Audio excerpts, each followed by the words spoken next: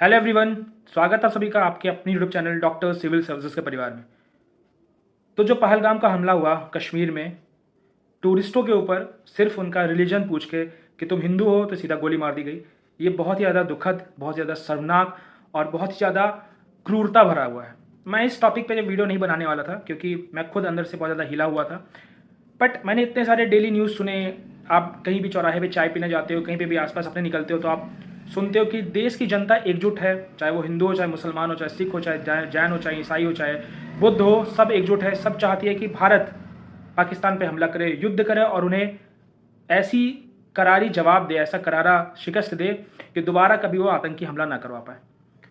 पर as an UPSC aspirant, as an PCS state PCS aspirant, हमारी क्या thinking होनी चाहिए? हम उस पोजीशन पे अगर अपने आप को देखें जहाँ पे हमारे श्री आईएनएस अजय डोभाल साहब हैं, आईएनए सॉरी, और हमारे विदेश मंत्री श्री जयशंकर जी हैं, हमारे प्रधानमंत्री श्री नरेंद्र मोदी जी हैं, उनकी पोजीशन पर रहेगा अगर हम सोचें, क्योंकि एट द एंड अगर हम सिविल सर्विसेज में इंटर होते हैं तो हमारा जो मेन एम होना चाहिए कि देश को हमें ग्रो करना है, देश को सुरक्षित रखना है, देश के दुश्मनों को हमें करारा जवाब देना है और इसके साथ साथ हमें देश को संभाल के लेके चलना है, प्रगति की ओर लेके चलना है। तो उनके पोजीशन पर रह के सोचना पड़ेगा हमें, क्योंकि हम उसी चीज़ की तो तैयारी कर रहे हैं। एट द एंड हम क्या बनने वाले? Civil servant. वो भी पहले सिविल सर्वेंट थे, प्रमोशन होकर मंत्री बने, आईएनए बने, हम लोग भी प्रमोशन होकर वहीं बनेंगे जो भी तैयारी कर रहे हैं। ठीक है, तो उनका माइंडसेट क्या होना चाहिए? मैं क्या सोचता हूँ कि वॉर होना चाहिए, युद्ध होना चाहिए पाकिस्तान के साथ, पाकिस्तान को युद्ध में हराना चाहिए। हमें क्या करना चाहिए? इसका आंसर मैं दूंगा नहीं, इसका आंसर आप लोग कमेंट सेक्शन में दोगे। बस मेरे कुछ पॉइंट सुन लो जो मैं आप लोगों के साथ शेयर करना चाहता हूँ। मे भी मैं गलत हूँ, मेरा पर्सनल ओपिनियन है, मेरी जहाँ तक समझ उसके हिसाब से मैं बता रहा हूँ। तो वीडियो को शुरू करते हैं। तो सबसे पहला पॉइंट कि जैसा कि आप लोगों को पता है कि 2019 में कोविड आया था, सारी इकॉनमी सारी दुनिया की ध्वस्त हो गई थी। हमारा इंडिया जो था किसी तरह सर्वाइव किया एंड अभी हम 6-7-8% के एनुअल रेट से ग्रो कर रहे हैं, हमारी जीडीपी ग्रो कर रही है, जो कि बहुत सारे देशों के लिए एक बहुत ही बड़ी चैलेंजिंग चीज़ है। जलन इस चीज़ से कि भारत ऐसा ग्रो कैसे कर रहा है। वो कंट्रीज कौन कौन सी? हमारे पड़ोसी देश पाकिस्तान, बांग्लादेश, चाइना, यूएसए, हमारे जो साथ के देश हैं हम अपना दोस्त समझते हैं, जैसे रशिया हो गया और भी हमारी जो भी कंट्रीज है, यूएसए को भी हम लोग अपना दोस्त मान रहे हैं। हम किसी को जियो पॉलिटिक्स में दोस्त नहीं कह सकते। सब जितने भी देश हैं वो एक दूसरे देश का सपोर्ट तभी करते हैं जब उन्हें कुछ फ़ायदा होता है, उनके कुछ काम बन रहे होते हैं। तो ये जियो पॉलिटिक्स ऐसी खेल खेलती है। अगर यूएसए अभी इंडिया का सपोर्ट इसलिए करे कि उसे चाइना को दबाना है। ठीक, एक टाइम पे यूएसए जब इंडिया रशिया के साथ था तो यूएसए ने क्या किया था? पाकिस्तान को सपोर्ट किया था कि इंडिया को दबाया जा सके। तो जियो पॉलिटिक्स ऐसी चलती है। ठीक है, सब अपना अपना देखते हैं कि उनके देश के लिए क्या सही है। तो अगर इंडिया इस समय वॉर में जाता है तो हमारी जो इकोनॉमी होगी वो जो 8%, 7%, 9% पे ग्रो कर रही है वो सीधा ड्रॉप करेगी, 2%, 3% में ग्रो करेगी, मे भी निगेटिव में चली जाए तो हमारी ग्रोथ रुक जाएगी। जो अभी हम $5 ट्रिलियन, $4 ट्रिलियन की इकॉनमी बने हुए हैं और हमारा एम है कि हम $10 ट्रिलियन, $20 ट्रिलियन तक जाएं, वो हैम्पर हो जाएगा। पहला पॉइंट। दूसरा पॉइंट, अभी म्यांमार में बांग्लादेश से यूएस से आक्रमण कराने वाला है। म्यांमार में एक एरिया है अराकान वैली साइड में, इधर जस्ट बांग्लादेश के पास अराकान वैली एक एरिया है। वहाँ पे कौन रहते हैं? रोहिंग्याज रहते हैं। और उसके जस्ट उधर क्या रहते हैं? यहूदीज एंड जूस लोग रहते हैं। तो मतलब ब्रिटिशर्स के लोग, समझ लीजिए क्रिश्चियन, नॉर्मल भाषा में समझिए क्रिश्चियंस रहते हैं। तो उन अराकान वैली के जो सोल्जर है, रोहिंग्याज है, उनको सपोर्ट करता है रशिया और चाइना। ठीक, और यूएसए सपोर्ट कर रहा है कि इनको, क्रिश्चियंस को।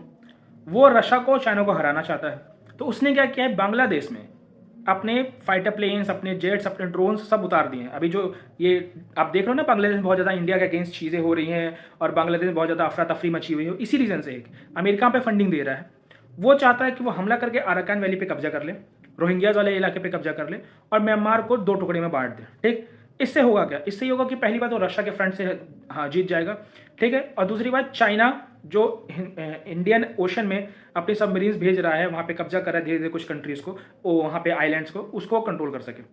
ठीक, इस वजह से बांग्लादेश अगेंस्ट हुआ पड़ा है किसके? इंडिया के, क्योंकि वो उसको लग रहा है कि वैसे हमारे सपोर्ट में है तो पैसा दिया जा रहा है उनको, यूनेस्को जहाँ पे इसमें पीएम बने हुए हैं वहाँ के, तो वो यूएसए को सपोर्ट कर रहे हैं। ठीक, इससे भारत का ध्यान भटकाने के लिए क्या किया गया? अवैध घुसपैठियों को भेज के बांग्लादेश में जो दंगे हुए आप लोगों ने सब देखे, मुर्शिदाबाद और हर जगह। ठीक, दूसरा क्या देखा गया कि अभी ये अटैक जो करा दिया गया, सोचिए ये अटैक कोई भी करा सकता है, जो भी इंडिया से जलता होगा, जो इंडिया के प्रोग्रेस से जलता होगा, जो इंडिया की स्ट्रैटेजी से जलता होगा, वो अटैक करा सकता है पैसा देके, फंड करके। ठीक है, पाकिस्तान इकलौती ऐसी कंट्री है जो फंडिंग लेके आतंकवादियों को पालती है। पैसा वहाँ मिल गया पाकिस्तान वालों को, उनको इंडिया को हराना है इंडिया, उनका कोई काम ही नहीं है, उनको डेवलपमेंट से कोई मतलब नहीं, उनको साइंटिफिक टेम्परामेंट से कोई मतलब नहीं, उनके बच्चों को आगे बढ़ने से कोई मतलब नहीं। 5 से 10% यहाँ के लोग जो होंगे जो डेवलप होना चाहते होंगे उनकी कोई सुनता नहीं है। उनका काम ही एक यही है कि भारत को किस तरह नीचे दिखाओ, भारत को किस तरह गिराओ, भारत को किस तरह हराओ, भारत को किस तरह डेवलपमेंट रोको, ये उनका काम है। उनको फंडिंग दे देती है अलग गवर्नमेंट, ठीक है। तो ये दूसरा कारण। तीसरा कारण, अभी आप लोग टैरिफ वॉर देख रहे हो, इतना सारा टैरिफ वॉर हो रहा है, इंडिया पर यूएसए ने टैरिफ लगा दिया, जहां हमारा हमेशा जब हम लोग ट्रेड करते थे तो ट्रेड सरप्लस में होता है। ट्रेड सरप्लस मतलब हम लोग वहाँ पे इंपोर्ट ज़्यादा करते थे, एक्सपोर्ट ज़्यादा करते थे, सॉरी इंपोर्ट कम करते थे, तो यूएसए से हमारा ट्रेड सरप्लस था, वहाँ टैरिफ लग चुका है। अभी इंडिया रिसेंटली हम अपने वेपन्स को बाहर देशों में, फिलीपींस में, थाईलैंड में भेजने लगे हैं, बेचने लगे हैं। इससे भी लोगों को बहुत ज़्यादा दिक्कत है, क्योंकि इंडिया के जो वेपन बनते हैं वो कम पैसों में रिलायबल बनते हैं। तो अमेरिका को इससे इशू है, रशिया से इशू है, चाइना को इशू है, टर्की को इशू है, ईरान, इसराइल, सबको इशू है। जो जो वेपन बेचते थे, इंडिया उसमें भी हाथ पैर मार रहा है। इंडिया सबसे ज़्यादा डेवलप हो रहा है तो चाइना को सबसे ज़्यादा इशू इसके है, क्योंकि एशियन कॉन्टिनेंट में अगर आप देखो तो चाइना को हराने के लिए इंडिया ही एक लौती कंट्री है जो चाइना को टक्कर दे सकती है, चाइना को हरा सकती है, ठीक है। तो चाइनीज़ भी उसको पैसा देंगे पाकिस्तान वालों को, ठीक। तो हमारे यहाँ पे टैरिफ वॉर भी चल रहा है, हमारे इधर क्रूड ऑयल महंगे हो, उधर जो हमारे वॉर चल रहा है किसका, इजराइल, ईरान, तुर्की का, उधर जो वॉर चल रहा था हमारे यूक्रेन, रशिया का। तो हमारी वीट महंगे हैं, हमारी ऑयल महंगी है, हमारा फ्यूल महंगा है, साथ ही साथ हमारे ऊपर टैरिफ भी लगा हुआ है। तो इंडिया चारों तरफ से घिरी हुई है, ये पूरा रिसेशन में है और पाकिस्तान इसी का फायदा उठाना चाहता है। इस समय जो आतंकवादी हमला हुआ इसी वजह से हुआ कि देखिए टैरिफ लगा हुआ है, ऑयल प्राइसेस हाई हैं, इधर म्यांमार में झगड़े होने वाले हैं, यूएस से वॉर करने वाली, बांग्लादेश में इंसर्जेंसी हो रखी है, बांग्लादेश इंडिया के अगेंस्ट हो रखा है, नेपाल में आप लोग कभी भी न्यूज़ सुन ही लेते हो कि इंडिया के अगेंस्ट में चाइना आ गई है, road one belt one road initiative ला रही है, ठीक है। श्रीलंका में भी मोदी जी गए थे, कुछ उन्होंने ट्रीटी साइन की, फिर देखिए चाइना वहाँ पे शिफ्ट हो गया। इतनी सारी केओस के बीच में इंडिया डेवलप कर रहा है, ये लोगों को बर्दाश्त नहीं हो रहा, ठीक। ये तीसरा रीजन था, चौथा रीजन सॉरी। जो पांचवा मोस्ट इंपॉर्टेंट रीजन है कि इंडिया में इकलौती ऐसी कंट्री जहाँ पे हिंदू पॉपुलेशन रह रही है, ठीक है। और हिंदुओं को और कहीं, जहाँ भी हिंदू रहते हैं प्यार से रहते हैं, डेवलप रहते हैं, मेंटालिटी डेवलपमेंट वाली होती है। हिंदुओं की सबसे बड़ी वीकनेस होती है सेकुलरिज्म। वो चाहते हैं कि भाई चलो ठीक है, माफ़ किया, बट एक लिमिट होनी चाहिए माफ़ करने की। आपको अब जागना होगा। मैं किसी मुस्लिम के अगेंस्ट में नहीं बोल रहा हूँ, उस मुस्लिम मेंटालिटी के अगेंस्ट बोल रहा हूँ जो, जैसे मान लीजिए आपको कोई मुस्लिम दोस्त है, कुछ देश के अगेंस्ट में कोई चीज़ हुई और उसने उसका सपोर्ट किया, तो उससे आप बात करना बंद कर दो, उसको बायकॉट कर दो।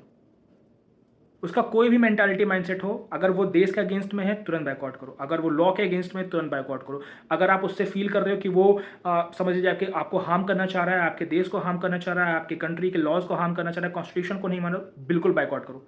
जो मुसलमान अच्छे से यहाँ रह रहे हैं, जो मुसलमान कॉन्स्टिट्यूशन को मान रहे हैं, जो हिंदुत्व को मान रहे हैं, जो इंडिया को मान रहे हैं, उनके साथ आप बनाओ, ठीक। तो ये सारे रीजंस मेरे थे। मुझे पर्सनली लगता है कि इंडिया को भी वॉर में नहीं जाना चाहिए। बट अब क्वेश्चन ये अराइज होता है कि अगर हम वॉर ना करें तो हम अपने ऐसे जो हमारे जवान शहीद होते हैं, हमारे जो टूरिस्ट शहीद हुए हैं, उनका बदला कैसे लें। बदला लेने के 4 तरीके हैं, जो मैं जितना मैंने अपनी अंडरस्टैंडिंग में जियो पॉलिटिक्स में समझा है, आईआर में समझा है। पहला तरीका कि हमें पाकिस्तान को, क्योंकि अभी हमारे पास एक सहानुभूति, सिंपथी डेवलप हो चुकी है ऑल ओवर द वर्ल्ड, क्योंकि टूरिस्ट को मारा गया, ठीक है। तो इंडिया को क्या करना चाहिए, यूएन में, क्वाड में, ब्रिक्स में और जितने भी मल्टीनेशनल ऑर्गेनाइजेशंस हैं, वहाँ से पाकिस्तान को ग्रे लिस्ट में ऐड कराना चाहिए, ब्लैक लिस्ट करा देना चाहिए, वहाँ से उसको फंडिंग बंद करनी चाहिए, वर्ल्ड बैंक से, हर जगह से। क्योंकि इंडिया भी इतने पावरफुल स्टेट में है, हर देश को इंडिया की जरूरत है, because of population, because of technology, because of services. तो इंडिया को सबसे पहले पाकिस्तान को वहाँ हैम्पर करना चाहिए। दूसरा, जो इंडस वाटर ट्रेटी बैन की है, अभी बैन हुआ है, अभी बंद नहीं हुआ है। बंद करने के लिए हमारे पास डैम्स बने हैं, बट उनको ऑपरेट करने में भी थोड़ा वक्त लगेगा, तो पानी बंद करना चाहिए। दूसरा, तीसरा, ट्रेड एंड कॉमर्स सब बंद करना चाहिए, और जितनी भी इंडिया की फ्रेंड कंट्रीज हैं उनको बंद कह देना चाहिए कि ट्रेड एंड कॉमर्स बंद कर दो, ठीक है। अगर मान लीजिए कुछ चीज़ पाकिस्तान सस्ता प्रोवाइड कर रहा है तो उसको हम प्रोवाइड कर दो उसी रेट में, पाकिस्तान से बंद करा दो। टोटल सोशल बायकॉट करा दो पाकिस्तान का ऑल ओवर द वर्ल्ड, जो इंडिया अभी कर सकती है, इंडिया के पास इतना पावर है, ठीक है। चौथा, जितने भी हमारे जो उनका सी रूट है उसको ब्लॉकिंग बंद कर दो, जितने भी एयर स्पेस है वो ब्लॉक कर दो, पाकिस्तान से ओवरऑल सारे रिश्ते खत्म कर दो, ठीक। क्योंकि ये सब आप करो ताकि उसके इकोनॉमी इतनी इंपैक्ट हो, इतना हैम्पर हो जाए कि वो आपके तरफ सर ही ना उठा सके, वॉर ही ना कर सके। बट अब देखिए, पाकिस्तान को कुछ करना नहीं, एट द एंड वॉर करेगा। तो जो मैं कहता हूँ जितना वॉर टल जाए, बट एट द एंड अगर पाकिस्तान पहले वॉर करता है तो यू हैव टू रिटेलिएट। फिर इंडिया जब रिटेलिएट करे तो इस तरह रिटेलिएट करे कि पाकिस्तान को नामो निशान मिटा दे, 2 3 4 5 6 टुकड़ों में बांट दे, बट कब्जा ना करे, वहाँ के एक भी सिटीजन को अपनाए ना। उसका रीज़न ये है, देखो, इंडिया में रह के जो मुसलमान जो पाकिस्तान की मेंटालिटी के हैं, जिन्ना की मेंटालिटी के हैं, जो डाइवर्जन की मेंटालिटी के हैं, वो इंडिया में रह के अंदर इंसर्जेंसी क्रिएट कर रहे हैं। सोचिए वहाँ के लोग जो खुद पहले से ही इंडिया के अगेंस्ट में, इंडिया के सिटीजन के दुश्मन मानते, वो भी हमारी कंट्री में, तो इंटरनल इंसर्जेंसी, हमारा आंतरिक जो सुख चैन शांति कितने खराब हो जाएगा। डेली बम धमाके होंगे, डेली कोई ना कोई मरेगा, डेली लड़ाई होगी, डेली वायलेंस होगा। कब्जा करने लायक ही नहीं पाकिस्तान, उसको टुकड़े करके अलग अलग कंट्रीज में डिवाइड कर दूं। इंडिया को ये करना चाहिए अगर वॉर होती है तो।